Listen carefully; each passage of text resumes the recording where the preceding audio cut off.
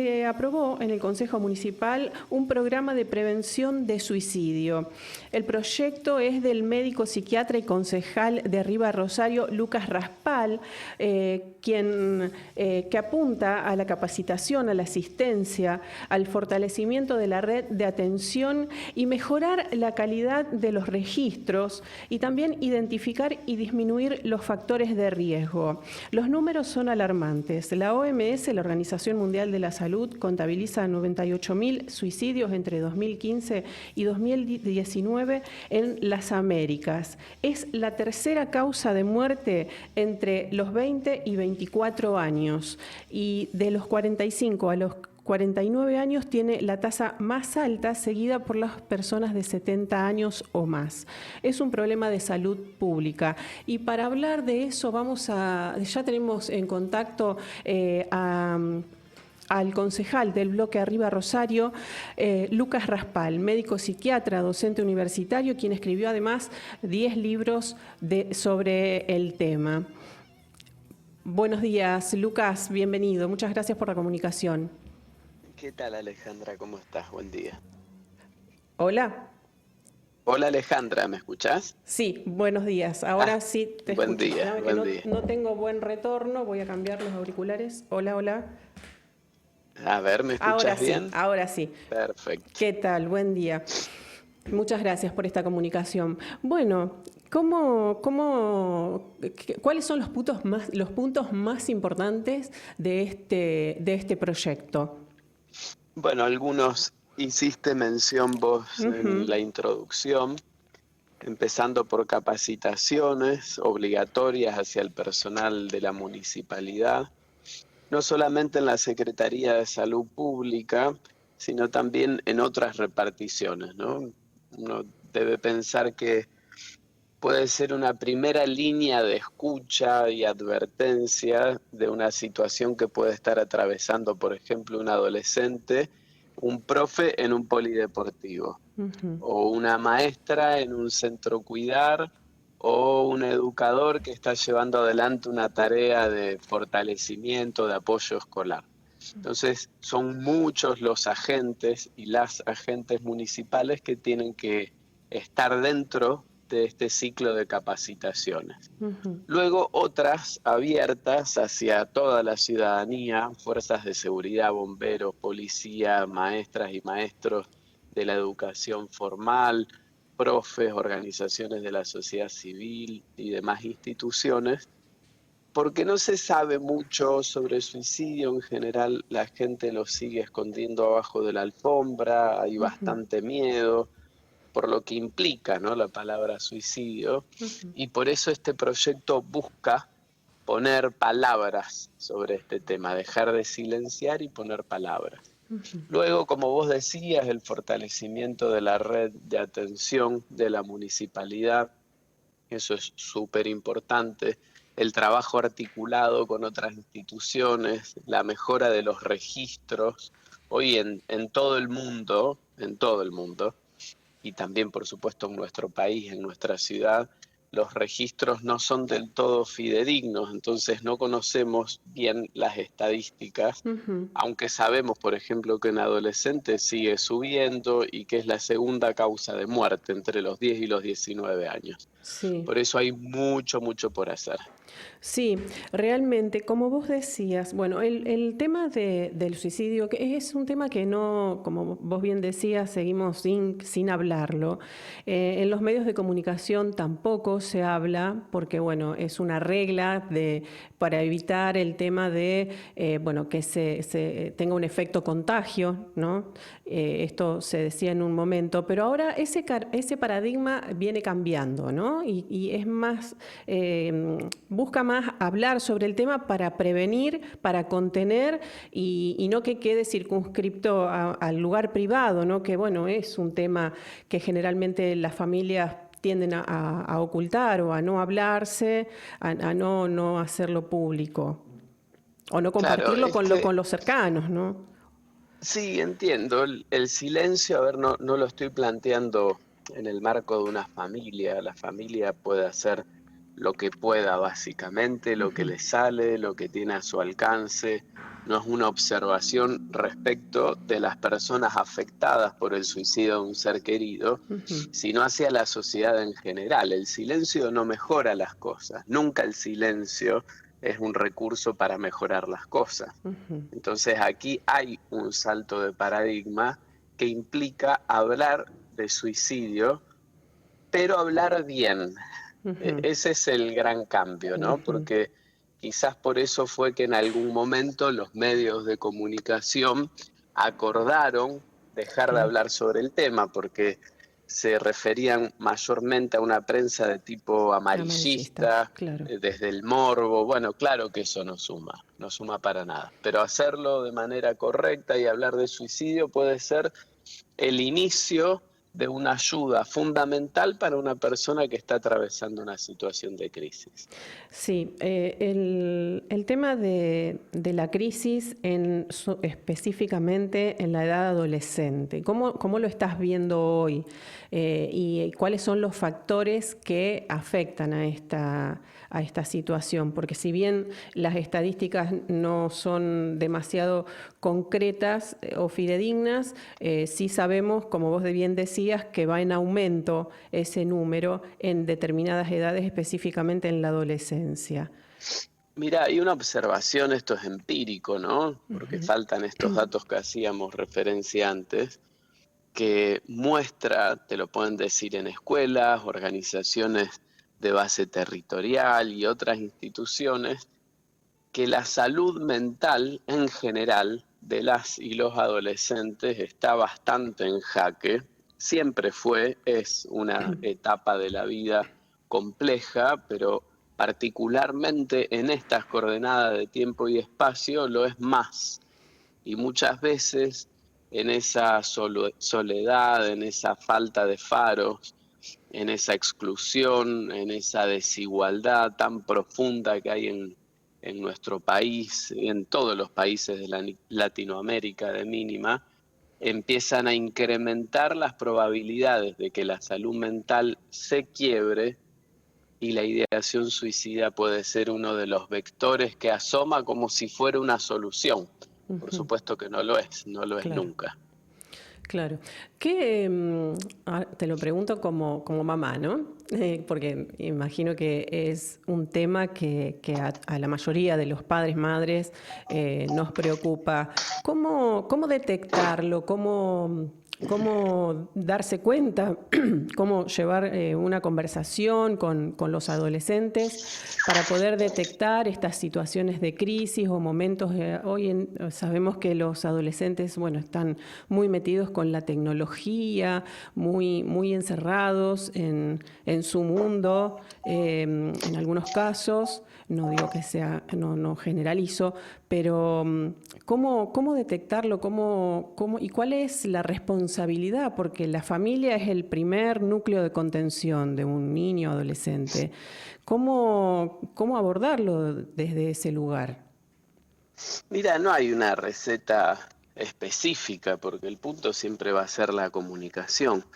¿Cómo nos acercamos nosotros, papás y mamás, a nuestros hijos en la adolescencia? Esa es toda una construcción, porque cambiaron mucho las formas en las que nos comunicamos, cambiaron mucho los tiempos que disponemos para esas comunicaciones. De hecho, madres y padres pueden pasar el día entero corrigiendo o procurando corregir cosas de los hijos adolescentes.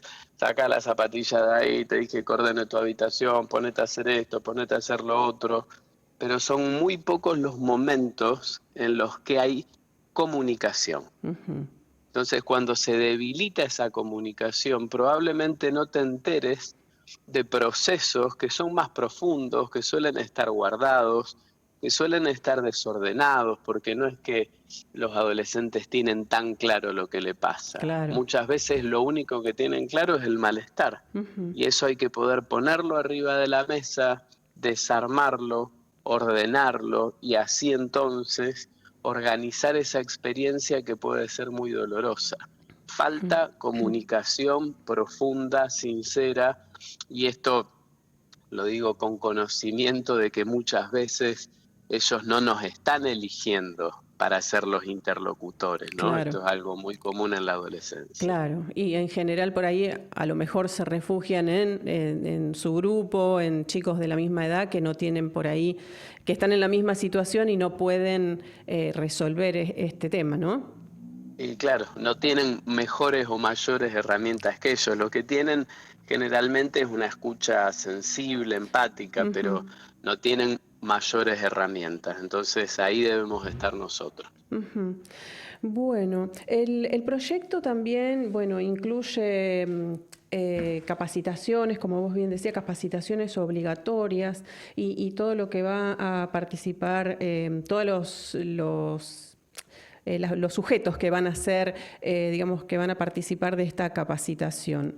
¿Cómo pensás que se va a llevar adelante? Bueno, porque imagino para esto se necesita un presupuesto, personal, digamos, capacitado para que capacite a estas otras personas de los distintos lugares y demás. ¿Cómo está pensado esa forma para llevarlo Bueno, el adelante? presupuesto está, ¿no? Porque esta construcción, digo, la ordenanza en sí, la fuimos llevando adelante también, sobre todo con Secretaría de Salud Pública, de Desarrollo y otras de la municipalidad, si no sería letra muerta, ¿no? No Ujú, tiene sentido una ordenanza con ese fin.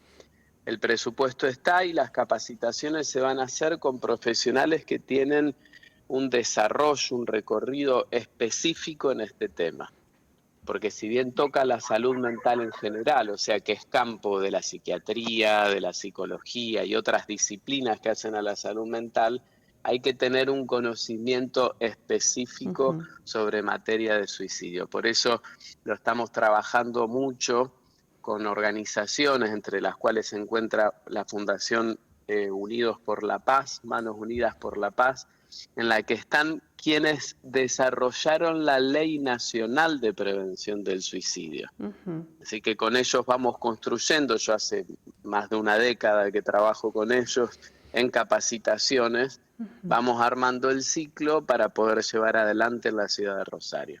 Bien. ¿Qué hay hoy en la ciudad, bueno, desde el gobierno o a nivel provincial, si conoces, o nacional, para abordar este tipo de situaciones? Mira, la red todavía está planteada, por supuesto que, a ver, la Municipalidad de Rosario tiene 52 centros de salud. En Ujú, cada uno de esos centros hay psicólogos, hay psiquiatras. Aparte tiene efectores de segundo y tercer nivel, ¿no? Que son los hospitales generales y las guardias. Hay una red abierta y dispuesta ujú, para la atención de quienes buscan ayuda. ujú, Acá estamos intentando de poner un paso previo, ujú. que es la prevención, Exacto, porque cuando una persona llega a una guardia ya algo pasó. claro. Entonces vamos abriendo y en esto tenemos nuevos proyectos en curso, nuevas bocas, digo yo, de acceso, ¿no? Para facilitar la llegada de las personas a la salud mental, a Ujú. profesionales que puedan hacer asesoramiento en esta materia, porque eso es lo que necesitamos, mucha mayor cercanía. No siempre las personas llegan al lugar indicado en el momento adecuado, por eso hay que acercarse aún más. Bien, y esto entonces, este proyecto apunta, como vos bien decías, a la prevención.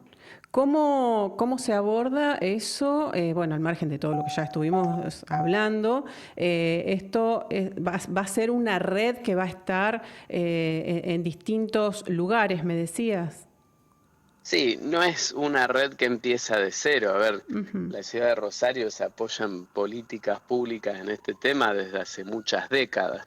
Entonces, sí se apoya en todos estos efectores que te hacía mención, tanto en el área de salud como en el área de desarrollo, que tiene 40 centros cuidar, como en polideportivos, como en los centros cívicos. En cada lugar tenemos que hablar sobre suicidio para que cada uno de esos lugares sean también ámbitos de detección y de prevención. ¿Cómo hacemos para comenzar una charla de ese tenor, ¿no? Se me ocurre en el colegio, por ejemplo, con niños o niñas, adolescentes, ¿cómo sería el abordaje para poder comenzar una charla de ese tipo? Mira, se hace escuchando, no se Ah, puede armar en esto una receta específica, como si hubiera un paso a paso. Se claro. hace escuchando con sensibilidad. Eso Ujú. significa escuchar sin juzgar, escuchar abiertamente, permitir que la otra persona despliegue lo que tiene adentro, ayudar a que se anime, a que eso salga y luego conducir, porque saber escuchar no implica tener los recursos para hacer el acompañamiento del proceso. Eso es muy complejo. Claro. Pero si alguien no se da cuenta primero, es probable que eso no llegue a un acompañamiento profesional. Ujú. ¿Hay algún tipo de comportamiento, de señales que se puedan detectar en padres, grupos de amigos, conocidos, bueno, en cualquier ámbito donde se manejen estos niños, adolescentes? ¿Hay algo que uno pueda detectar, ver en el comportamiento para poder sospechar que hay una situación complicada o que se está atravesando una situación de crisis o una ideación al suicidio? Mira, cambios anímicos, en general esto se vincula con cuadros depresivos, a veces más explícitos, otras veces menos. Los consumos de sustancias aparecen aquí como factores de alarma, factores de riesgo. A veces los cambios en las conductas, ¿no? Cuando abandonan cosas que antes le hacían bien o abandonan actividades que usualmente en sus rutinas estaban. También cambio en la frecuencia con la que se ven con amigos, con amigas. Van desapareciendo de las cosas que hacen bien y empiezan a diluirse los sistemas de apoyo. Ahí la persona empieza a estar en riesgo. Eso hay que observarlo. Ujú. En el marco, si hablamos de la adolescencia, de cambios que son muy comunes de la etapa. Eso lo hace algo más difícil. Claro, claro, porque en la adolescencia sabemos que están en un momento de rebeldía, ¿no? Y a veces se puede confundir, ¿no? Como bien decís, porque vos mencionabas un estado depresivo, a lo mejor que uno observa un cambio en ese sentido, y a veces a lo mejor puede ser a la inversa, puede ser que había sido un adolescente o un niño tranquilo y se vuelva agresivo o que esté más irritable. Sí, esa irritabilidad, esa agresividad no hablan justamente de un ánimo positivo, es la Ujú. contracara que tiene la tristeza. A veces son mismas manifestaciones de un proceso depresivo, o sin entrar en consideraciones patológicas, ¿no? De esa crisis que está atravesando el adolescente. Bien. Bueno, las estadísticas que se conocen, bueno, son realmente alarmantes, hablan de 232 casos en 2020 a 460 en 2022. Esto es así y sobre eso se dice que existe un gran porcentaje que no ha llegado a concretarlo. ¿Cómo tenés alguna referencia? Si bien me decías antes que no se conocen mucho los números, ¿tenés alguna referencia en ese sentido? Sí, como te decía antes, ¿no? Los indicadores no son del todo claros y Claro, sí. fidedignos. Sin embargo, lo que está construido da cuenta de que se van incrementando tanto los intentos de suicidio, que son los que allí vos referías como no consumados, Claro. como los suicidios consumados. Por eso el trabajo en todo el ámbito de nuestro país para hacer un mejor registro es clave, porque es el diagnóstico que nos va a permitir a nosotros saber exactamente dónde estamos parados. Bien, bueno, te decía, te quería preguntar, bueno, desde los medios de comunicación, puntualmente, ¿cómo debemos abordar estos temas? Mira, te voy a acercar ahora cuando cortemos un Sí. manual Ah, mira. escrito por UNICEF Ujú. y por otras organizaciones que deja sugerencias claras a los medios de comunicación y a las y los periodistas para trabajar estos temas. Bien. Pero en la medida en que se haga con seriedad, que se haga con sensibilidad para interpretar esa situación, que se hagan sin estigmatizar a quienes están atravesando esa situación, siempre va a ser de ayuda. Esas creo que son las claves más importantes. Bien. Bueno, sabemos que tenés innumerables libros, 10 más o menos, en relación a la crianza, ¿no? A todo lo que tiene que ver con la crianza de los niños. Libros que también son leídos y puestos en práctica por la familia Messi, esto por todos conocidos, eso. ¿Qué sensación te genera, ¿no? Que una familia tan conocida lleve adelante lo que vos manifestás en tus libros, en la crianza A de mí sus me hijos? alegra, por supuesto, me alegra, me siento honrado y muy agradecido porque lo hayan contado, porque no tenían por qué hacerlo. Después de todo, son una familia con 3 hijos y atraviesan las mismas dificultades que cualquiera de nosotros, así que enhorabuena que lo estén leyendo, ojalá que les sirva para hacerse algunas preguntas, que de eso se tratan los libros, ¿no? Preguntas para hacer. Claro. ¿Cuál, bueno, no sé, me gustaría que recomiendes alguno y que si dar algunas pautas para los padres, ¿no? Que están comenzando con la crianza de sus niños, que sabemos que desde los primeros momentos es importante intervenir en la crianza y la educación de los niños para que, bueno, tengan después una vida plena. A ver cómo hago para dejar pautas en un minuto.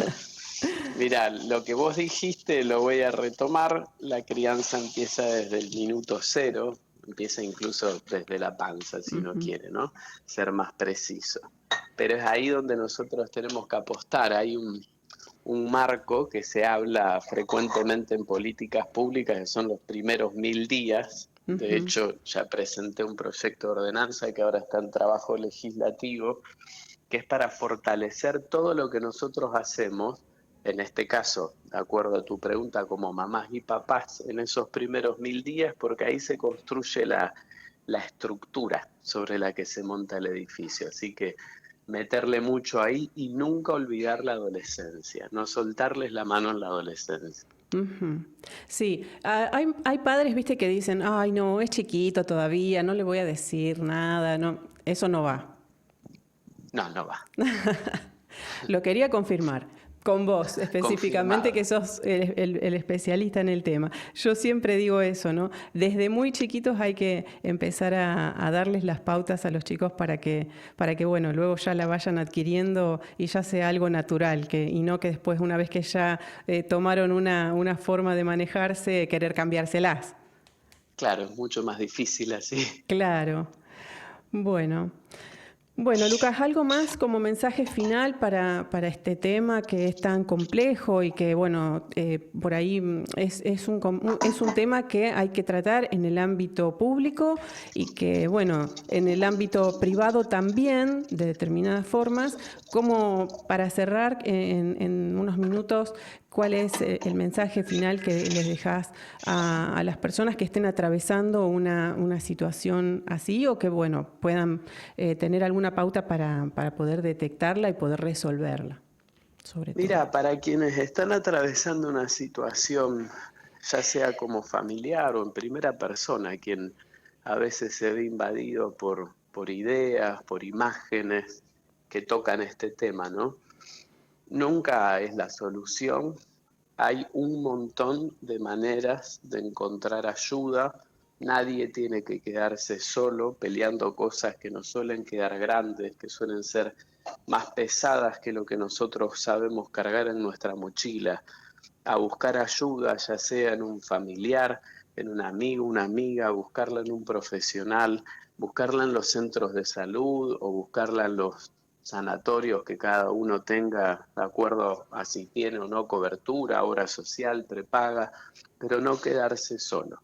En 20 años como psiquiatra, esa es mi carrera profesional, me ha tocado acompañarlo montonazos de veces Y después de un tiempo, cuando las cosas van acomodando, ahí verdaderamente se aclara el panorama y todas las personas saben observar lo importante que fue recurrir a ayuda cuando se la necesitó. Así que a no quedarse solo, nadie.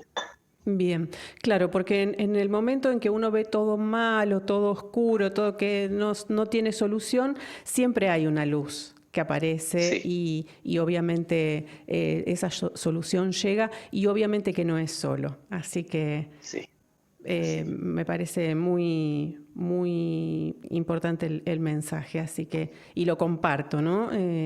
Las situaciones en las que uno atraviesa a veces en la vida, parece que es el fin del mundo, que no se va a poder solucionar, y realmente cuando se puede ver después a la distancia, se da cuenta que no era tan grave y que, bueno, todos atravesamos en algún momento alguna situación difícil y que no es tampoco para tomarlo para una decisión trágica, ¿no? Así que, Sí, bueno, nunca esa decisión. bien. Bueno, gracias. Bueno, Gracias por el tiempo, Alejandra, no, para poder hablar sobre este tema. por favor, muchas gracias a vos, Lucas, por esta Bueno, comunicación. Buenos hasta días. pronto. Hasta pronto. Chau, chau.